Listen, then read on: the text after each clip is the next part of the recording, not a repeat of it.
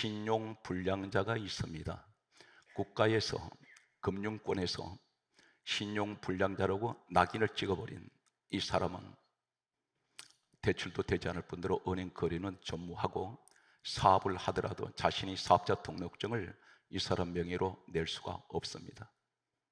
은행 거래가 차단되어 버립니다. 신용 불량자란 말은 신용이 불량하다는 얘기입니다. 우리가 하나님 앞에 나는 하나님 믿습니다, 믿습니다, 목이 터지도록 그렇게 하나님 믿는다고 말하는데 역설적으로 하나님께서 나에게 이렇게 물으십니다. 네가 나를 믿는 것은 당연하지만 나는 너 못 믿겠다. 내가 너를 믿게 해주어라. 그렇게 물으시는 분들이 있습니다. 하나님 복은 달라고 해서 주시는 분이 아닙니다. 받을 만한 그릇이 되어야 됩니다. 그런데 우리 신앙의 생활의 현주소는 어떨까요? 신용 불량자가 많다는 사실입니다. 그리고 하나님 앞에 무조건 믿습니다만 하는데 하나님 정작 보실 때 믿지 못하는 사람들이 있습니다. 그래서 안 주십니다. 그분은 계산의 천재입니다. 수학의 천재입니다. 지금 우주 전체에는 수조 개의 별들이 떠 있습니다. 우주 공간에 떠 있습니다. 그런데 1.001mm도 오차가 없이 공전을 하면서 전부 공중에 떠 있는데 전혀 무질서하지가 않습니다. 이것은 무슨 말입니까? 하나님의 정확한 계산 속에 움직이고 있다는 것입니다. 내가 하나님 앞에 뭘 달라고 했는데 안 주십니다. 금식기도 하셨습니다. 금식기도는 목적이 있습니다. 작정기도 했습니다. 발등에 불 떨어졌는데 살려다고 소리 지르는데 하나님은 무응답입니다. 오늘 하나님께서 가장 기뻐하시는 황금의 열쇠를 주신 분들이 있습니다. 오늘 과연 왜 나는 이렇게 하나님 앞에 나왔는데도 한 가지도 되는 것이 없을까? 하나님 알고 계십니다. 그런데 나를 너는 못 믿겠다는 것입니다. 너 그거 줬다가는, 너 기도하는 대로 다 이루어줬다가는 너는 인생 망친다는 것입니다. 그 말은 믿음이 되지 못한다는 것을 말씀하고 있습니다. 오늘 저는 성경에 나타난 이 사건 속에서 한 가지 공통적인 하나님께서 창세기부터 계시록까지 66권 속에 있는 사건을 한 가지 여러분에게 소개하면서 하나님께서는 오늘 이 내용이 전부가 한 가지 흐름이 있습니다. 결론이 하나 있습니다. 먼저 오늘 사도행전 20장 7절에서 12절까지는 유명한 사도 바울, 하나님의 종이 말씀을 전하고 있습니다. 그런데 전하는 하나님 이 말씀을 가리켜 성경은 이렇게 강조하고 있습니다. 사도행전 20장 7절과 9절에 보게 되면 바울이 전하는 이 말씀을 가리켜 강론이라고 했습니다. 말씀은 말씀인데 강론이란 말이 무슨 말일까요? 히브리어로 보게 되면 다바르입니다. 다바르. 이 말씀은 무슨 의미를 가지고 있냐면 역대상 17장 17절에는 이 다바르, 강론하다, 이 강론엔 이 히브리어 다바르가 무슨 말이냐면 역대상 17장 17절에는 하나님께서 말씀하셨다, 이 의미가 다바르입니다. 그 말이 무슨 말입니까? 인간의 소리 한마디도 들어가지 않고 성경에 기록된 말씀 그대로 전달했다는 것입니다. 이것이 강론입니다. 그래서 잠언 30장 6절은 하나님께서 친히 이렇게 말씀하셨습니다. 너는 말씀에 더하지 말라.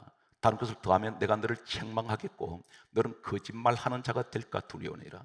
하나님 말씀 아닌 것을 말씀이라고 전할 때는 그것은 하나님께 책망받는 일이며 그것은 거짓말하는 것이라는 것입니다. 분명히 기억하실 것은 성경 66권만 이 지상에 있는 하나님 말씀입니다.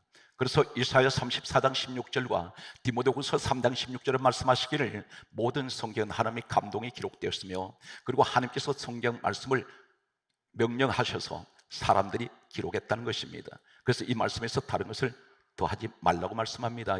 그런데 오늘 사도행전 20장 7절에서 12절 말씀 내용을 보게 되면 오늘 성경에는 사도행전 20장 9절에 유두고라는 성경 강자입니다. 청년이 있습니다.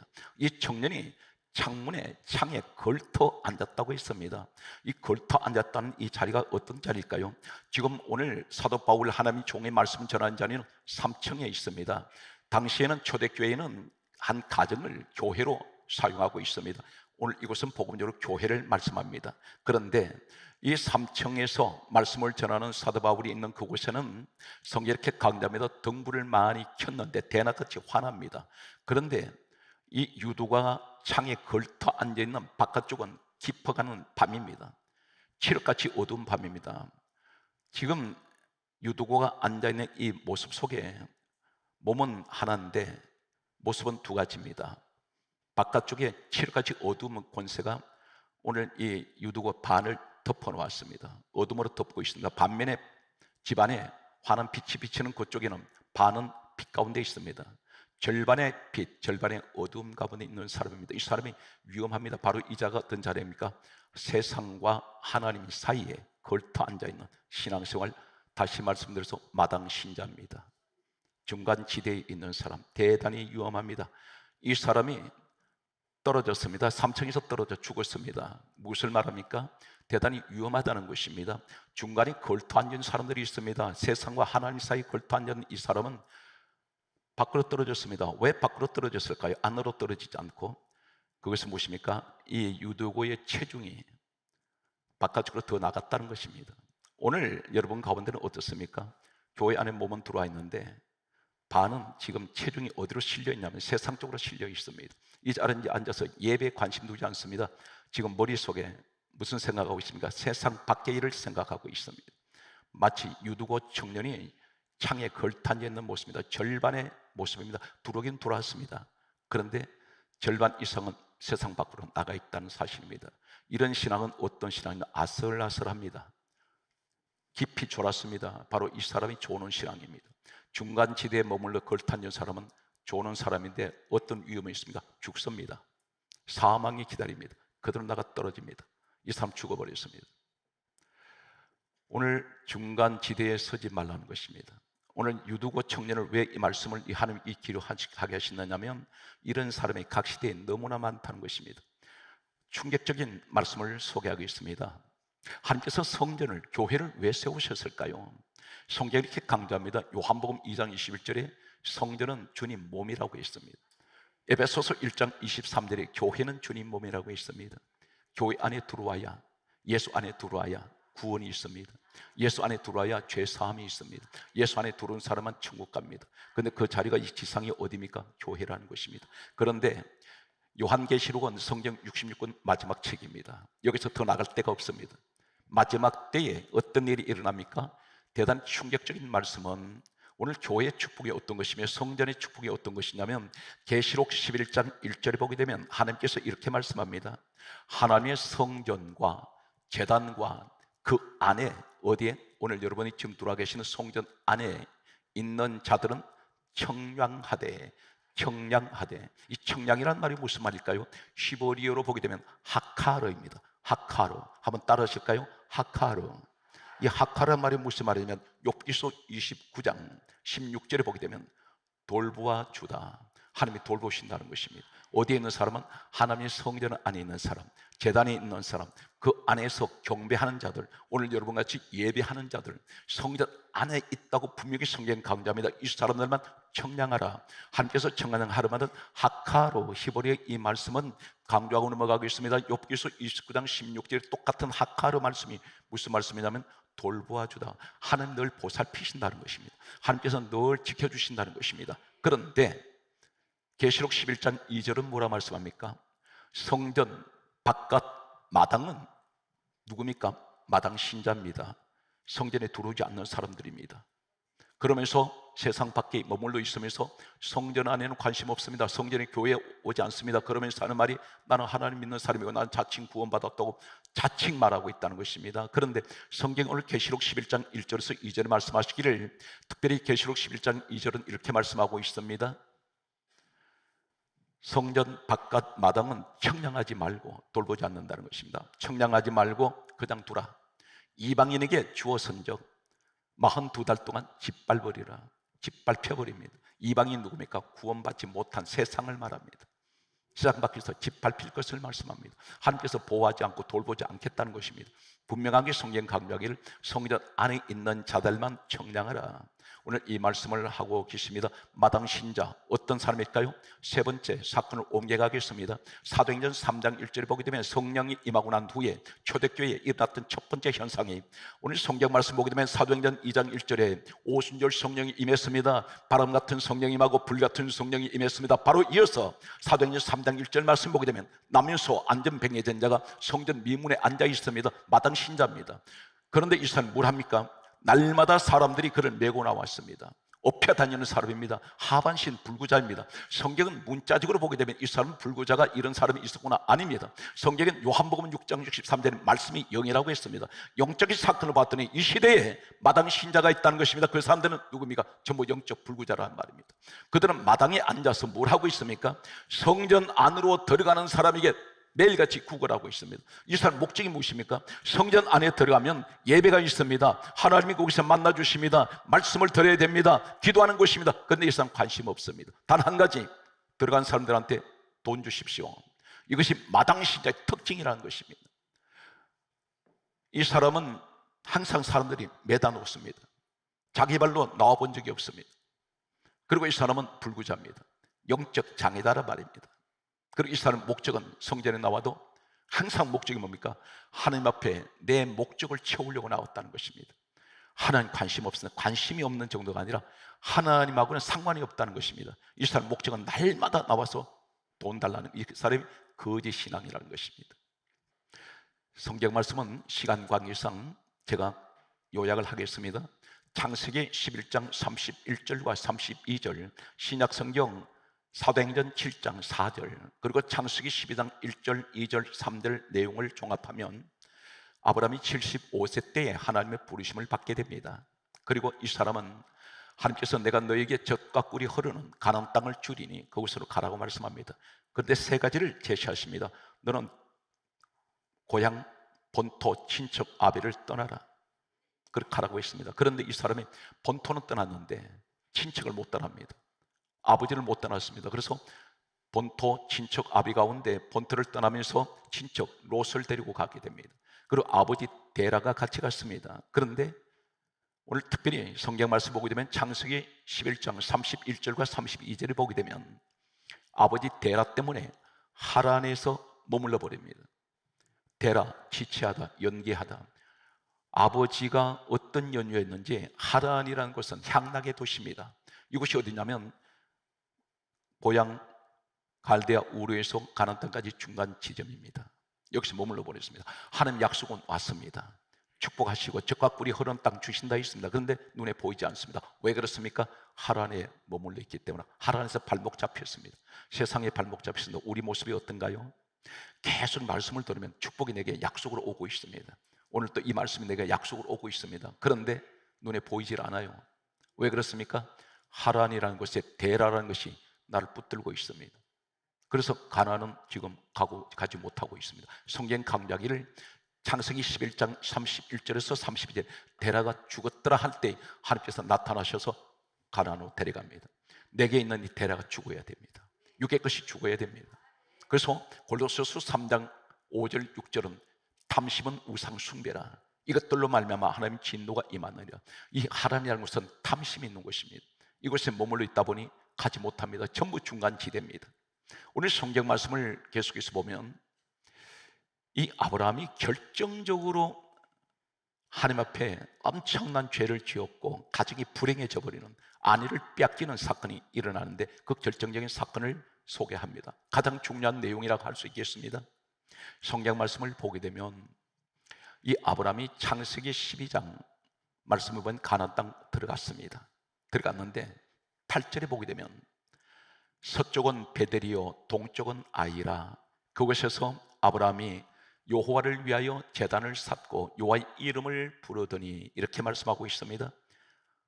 자, 서쪽은 베델입니다. 동쪽은 아이입니다. 그 가운데 있습니다. 여기 베델이 어딘가요? 하나님 집입니다. 오늘 복음대로 교회입니다. 그런데 교회로 가지 않습니다. 아이가 어떤 것이냐면 여호수아 시대 때에 하나님께서 이 여호수아를 통해서 아이성을 완전히 심판해버린 곳입니다. 여기는 죄악의 세상입니다. 그런데 그 가운데 있습니다. 우리 모습이 어떤가요? 나는 교회 안으로 완전히 들어가지도 않고 세상으로 완전히 나가지도 않고 회색 믿음입니다. 색깔이 분명하지가 않습니다. 그래서 어디에 머물러 있는 중간에 있습니다. 여차하면 세상으로 빠져나갈 사람입니다. 그런데 이 사람이, 아브라함이 베델과 아이 사이에다가 제단 샀고, 그리고 여호와 이름 부릅니다. 무슨 얘기입니까? 교회 가지도 않으면서 혼자 예배 드리고 있습니다. 그리고 기도한다고 말합니다. 여호와 이름을 부릅니다. 그런데 바로 이 사건이 있고 8절에서 9절에 바로 이어지는 말은 따라서요, 점점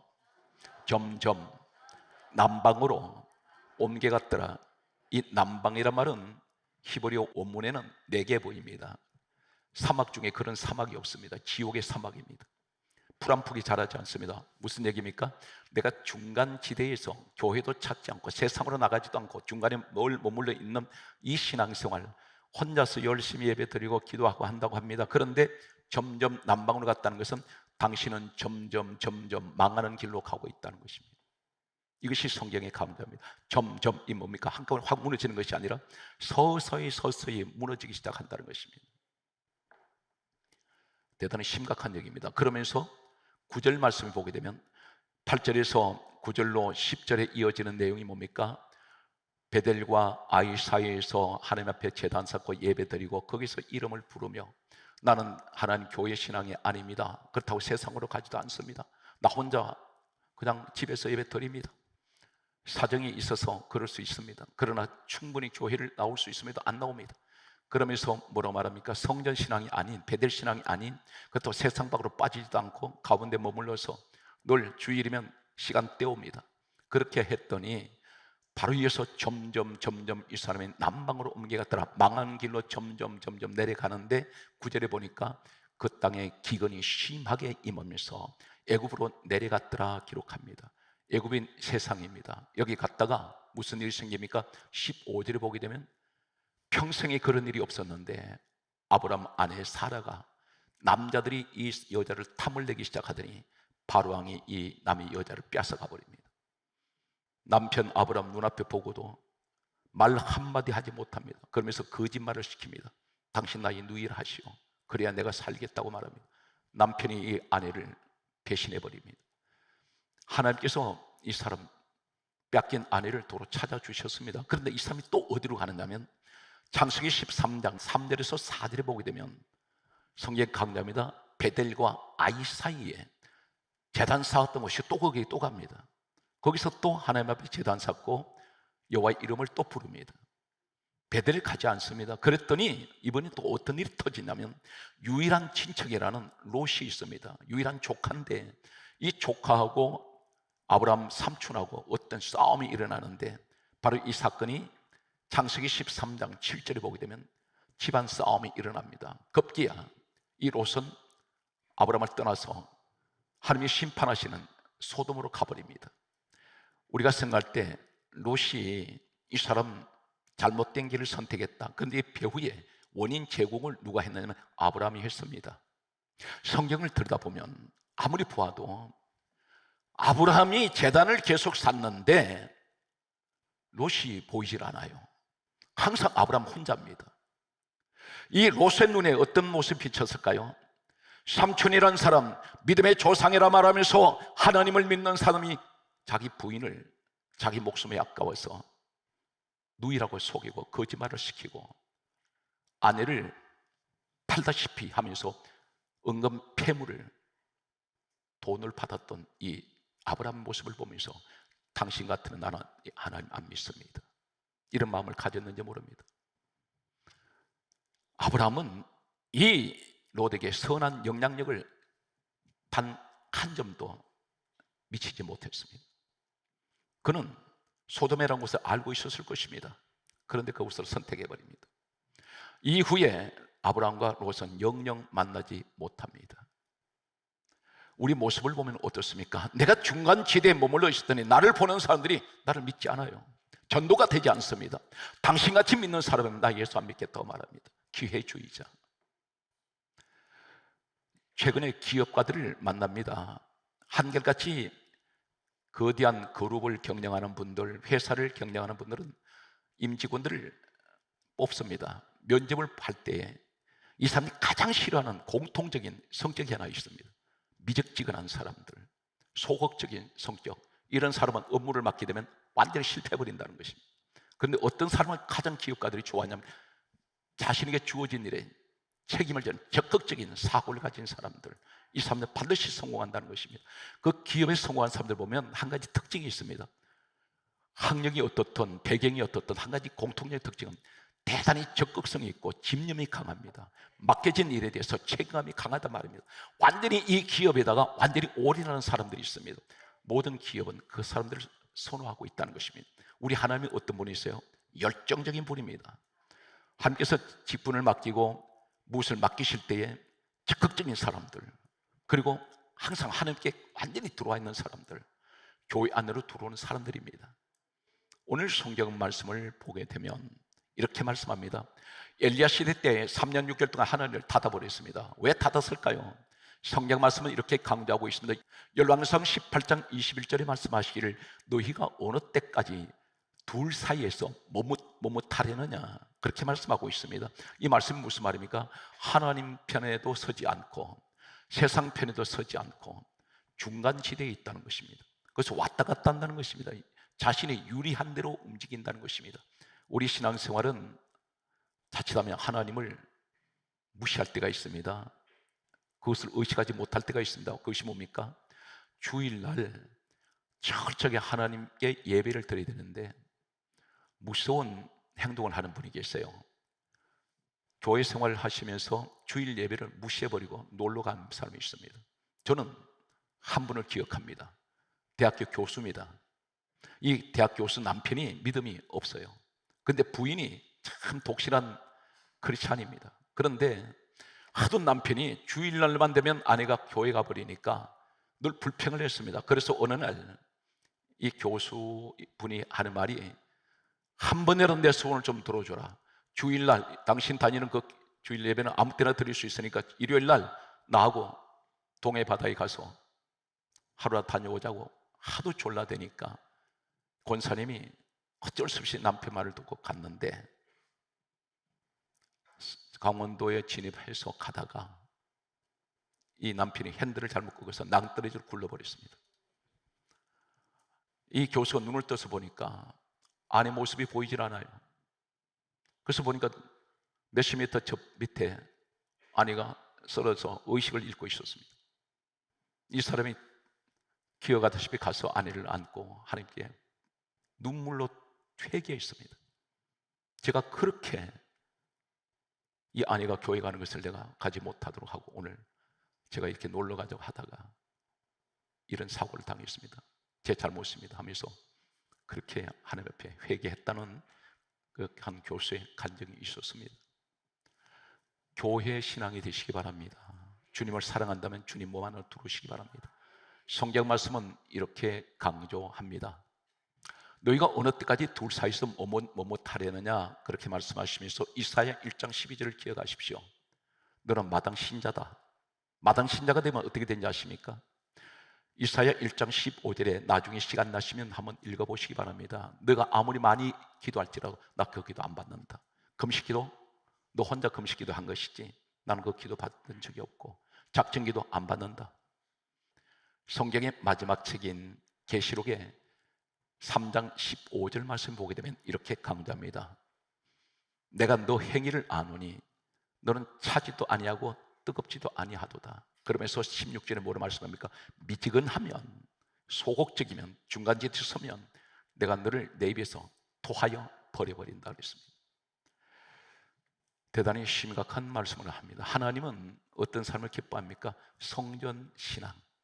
오늘 이 자리에 여러분이 그 주인공이 되시기 바랍니다. 항상 피곤해도 시간이 없어도 내가 하나님을 사랑하고 사모한다면 반드시 하나님 집 되는 교회로 나오셔야 됩니다. 하나님 어느 곳에 다 계시지만 예수님이 교회를 세우신 이유는 이 교회는 만민의 기도하는 집이고 예배하는 곳이기 때문입니다. 그래서 성령을 받게 되면 어떤 일이 생깁니까? 말씀의 정리를 하겠습니다. 오순절 성령이 임하고 난 후에 가장 먼저 나타나는 사건을 하나님이 이것을 기록을 해서 후세에 계속해서 이 말씀을 남기고 있습니다. 사도행전 2장 46절은 날마다 마음을 같이하여 성전에 모이기를 힘쓰고, 이 말씀을 강조합니다. 사도행전 5장 42절에 말씀합니다. 날마다 성전에 있든지 집에 있든지 예수는 그리스도라 가르치기와 전도하기를 그치지 아니하는지라. 이 말씀 무슨 말입니까? 집에나 성전이나 어느 곳에 가든지 두 가지를 합니다. 하나는 입을 열면, 입을 떼면 하는 말이 예수 자랑만 하고 그리스도를 자랑합니다. 그리고 항상 은혜 생활했던 이야기하고 간증을 말합니다. 남 비방하지 않습니다. 남의 말 하지 않습니다. 그 입은 더러운 입이 됩니다. 항상 하나님을 찬양하는 입, 듣는 사람에게 은혜가 됩니다. 가족들이 이런 말을 들을 때 은혜가 되어요. 그래서 사랑하는 남편이 아직도 교회를 나오지 않을 때 왜 그런지 아십니까? 아내 입에서 늘 나오는 소리가 불평의 소리, 짜증 섞인 소리, 늘 스트레스를 받는 소리를 합니다. 그런데 항상 긍정적인 이야기, 힘들고 어려워도 우리는 다시 일어날 수가 있고 잘 될 수 있어, 용기를 냈어요. 항상 니 탓 내 탓 공방하는 것이 아니라 늘 위로의 소리가 들려옵니다. 그때 남편의 마음이 내 아내가 달라졌구나, 내 남편이 볼 때, 그리고 아내가 볼 때 남편이 달라졌구나. 이것은 은혜의 모습입니다. 그래서 교회 나오지 말라고 해도 스스로 교회를 나오게 됩니다. 오늘 성경 말씀은 이렇게 강조합니다. 오늘 여러분들이 성전에 나오신 분은 어떤 생각일까요? 내 마음대로 나온 것이 아니라 누가복음 2장 26절에 성령께서 지시하시고 27절에 성령의 감동으로 성전에 나왔다는 것입니다. 내가 내 발로 나왔는데 그것이 아니더라는 것입니다. 성령님이 내 마음에 그 생각을 주셨어요. 성전으로 가거라. 오늘 성경 말씀을 보게 되면 성경 대단히 우리에게 중요한 말씀을 하고 있습니다. 로마서 12장 11절에 크게 따라서요, 부지런하여 게으르지 말고 열심을 품고 주를 섬겨라. 살아온 손으로 부지런하십시오. 그리고 열심을 품으세요. 그리고 주님을 섬기시기 바랍니다. 따라서요, 항상 성전 중심이 됩시다. 따라서요, 한 발자국 더 주님께 가까이 갑시다. 오늘 그러면 하나님께서 여러분에게 무엇이든 믿고 구하는 대로 다 이루어 주시는 이 축복의 주인공이 될 수 있습니다. 승리하시기를 주 예수 이름으로 축복합니다.